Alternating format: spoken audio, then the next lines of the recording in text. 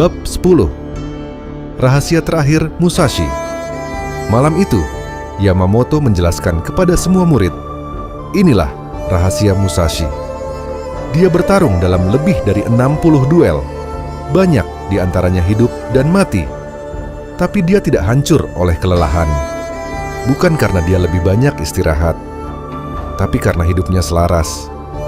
Energinya datang dari dalam, dari tujuan yang jelas, dari tindakan yang sederhana, dari tidak terikat pada hasil, dari tidak membawa beban yang tidak berguna. Itulah kenapa dia bisa bertarung, membuat seni, menulis, melatih murid, dan bermeditasi dengan energi besar. Energi bukan cuma dibangun, energi dijaga dengan menghentikan kebocorannya. Dan inilah kebenaran yang banyak orang tidak mau dengar. Kamu tidak selalu capek karena kamu bekerja terlalu keras. Kamu capek karena hidupmu terlalu tercerai-berai. Kamu melakukan satu hal, tapi pikiranmu kemana-mana. Kamu ingin maju, tapi masih sibuk membandingkan diri. Kamu ingin tenang, tapi masih mengejar validasi. Kamu ingin kuat, tapi masih membawa batu yang tidak perlu. Kamu membawa batu bernama takut dinilai, batu bernama ingin dipuji, batu bernama dendam, batu bernama perfeksionisme, batu bernama membandingkan diri, batu bernama ingin menyenangkan semua orang. Dan semua batu itu membuat langkahmu berat. Jadi solusinya bukan hanya tidur lebih lama. Solusinya adalah menyelaraskan hidupmu lagi. Tanyakan pada setiap hal dalam hidupmu, apakah ini berguna untuk jalanku? Kalau tidak, lepaskan. Kalau itu hanya membuatmu lelah, lepaskan. Kalau itu hanya membuatmu sibuk terlihat hebat, lepaskan. Kalau itu bukan jalanmu, jangan bawa. Karena kalau bukan jalanmu, itu hanya batu. Bab 11. Lingkaran yang kembali. 10 tahun kemudian, Taeshi sudah menjadi guru.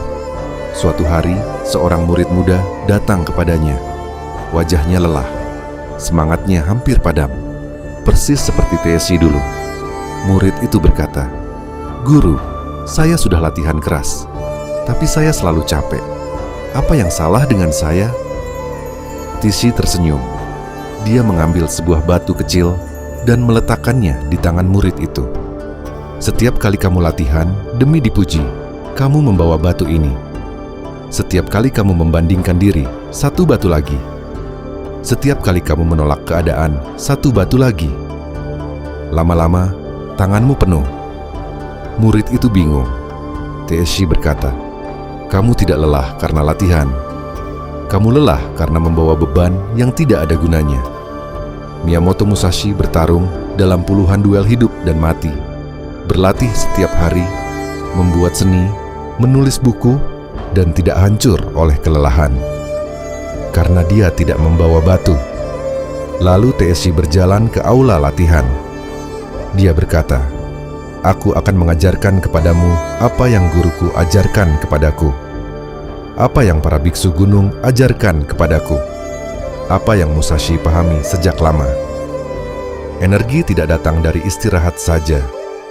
Energi datang dari keselarasan. Ketika tindakanmu, keyakinanmu, dan jalan hidupmu mengarah ke arah yang sama, energi akan terasa jauh lebih kuat. Ketika kamu membuang apa yang tidak berguna, langkahmu menjadi ringan. Murid itu bertanya, "Guru, saya harus mulai dari mana?" Taeshi memberinya sebuah sapu. Mulailah dengan membuang apa yang tidak berguna.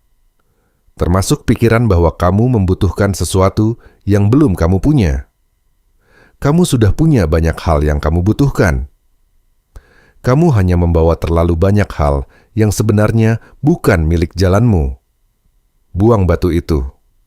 Berjalanlah lurus. Jangan habiskan hidupmu dengan berlari berputar-putar.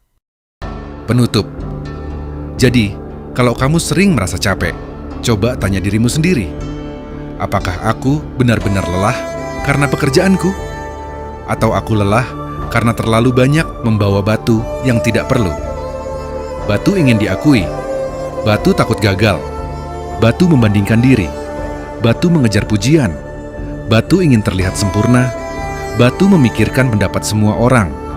Mulai hari ini pelan-pelan lepaskan. Tidak semua hal harus kamu bawa. Tidak semua suara harus kamu dengarkan. Tidak semua orang harus kamu buktikan sesuatu kepadanya. Fokus pada jalanmu. Bangun irama. Hadir dalam tindakanmu. Lepaskan hasil yang tidak bisa kamu kendalikan. Jangan membawa apapun yang tidak berguna. Itulah rahasia Musashi. Bukan sekadar menjadi kuat, tapi menjadi ringan.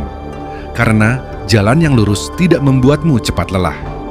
Yang membuatmu lelah adalah berlari, berputar-putar, mengejar sesuatu yang bukan jalanmu.